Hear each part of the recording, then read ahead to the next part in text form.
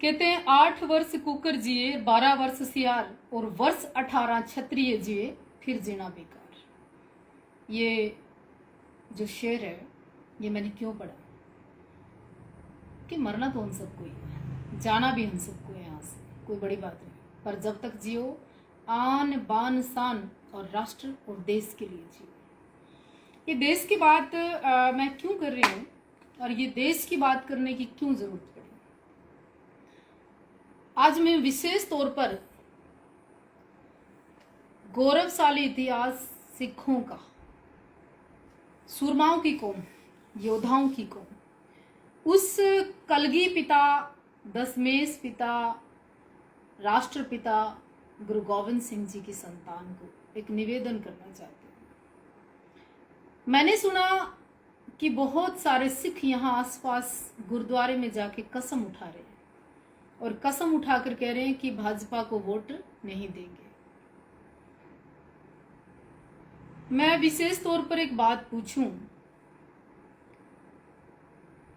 कि आप भाजपा को वोट नहीं देंगे कोई बात नहीं, पर भाजपा को वोट क्यों नहीं करना चाहते ये मेरा सवाल है। अगर बात किसान आंदोलन की है तो वो मोदी जी ने वो बिल वापस किए, सिखों को स्पेशल बुलाया गया, सिखों को गुरुओं को बुलाया गया, सम्मान किया गया, कहीं सत्कार में कमी नहीं छोड़ी। बाहर से विदेशों से भी गुरु महाराज के स्वरूप को लाया गया, सत्कार किया गया और हर मंदिर साहब में जाकर मत्था टेका गया और कोई गलती हो तो उसकी क्षमा याचना भी की।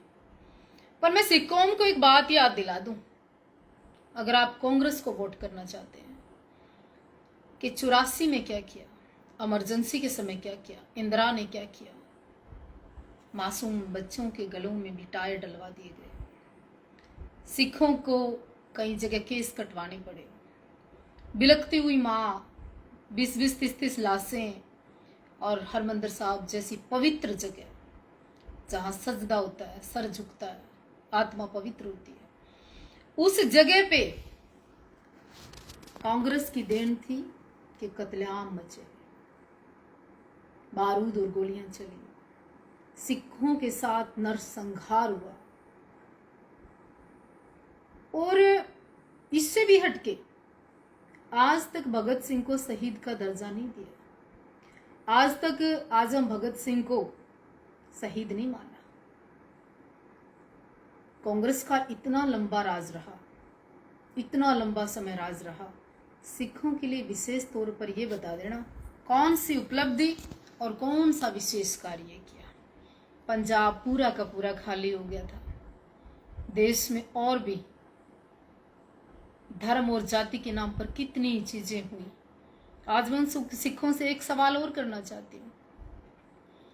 हिंद की चादर तेग बहादुर जी, शीशगंज गुरुद्वारा, मैं कहती हूँ बात करूं ना तब की और बात करूं मैं अब की, मैं बात करूं सब की कि गुरु गोविंद सिंह जी ना होते तो सुन्नत हो जाती पता नहीं कितनों की। जनेऊ और चोटियां बचाने वाले, हिंदुओं की भी रक्षा करने वाले, पूरे राष्ट्र और देश की बात करने वाले ऐसे पिता 4-4 संतान को, पूरे परिवार को कलगी पिता इस राष्ट्र के लिए निछावर कर देते हैं, मुगलों से आमना सामना कर लेते हैं, महल, किले, परिवार, माता गुजरी, सब कुछ तो लगा दिया। आज उस गुरु की संतान, आज उस पिता की संतान जो राष्ट्र भक्ति से ओतप्रोत, जो देश भक्ति से लिप्त, जिनके लिए पूरा पूरा भारत ही सब कुछ था, इस देश की भूमि के लिए, इस भारत माता के लिए, कण कण के लिए लड़ा वो सिख और वो सिंह और वो सरदार, वो गुरु, वो साहिबजादे, वो कलगी पिता।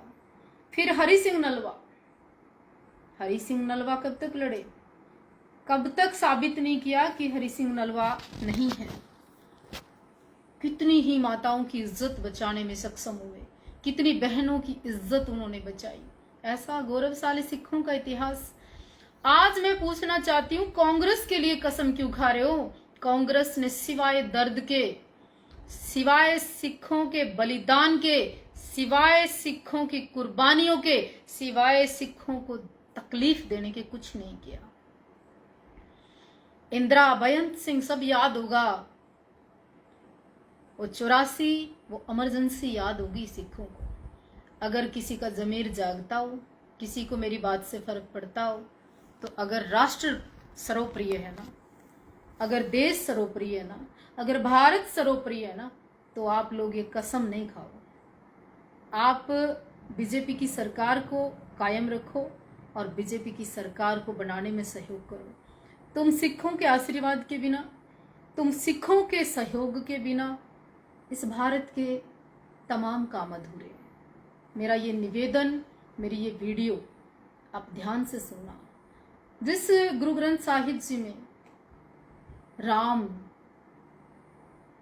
कितनी ही बार राम का नाम लिया गया, गुरु ग्रंथ साहिब जी में हर धर्म का कितना सत्कार किया गया। तो मैं ऐसे सिखों से विनती अरदास करती हूँ कि मेरी वीडियो ज़्यादा से ज़्यादा शेयर करना और 5 तारीख को वोट करने में ना, इस राष्ट्र के लिए, इस देश के लिए, धर्म के लिए बीजेपी को वोट करना।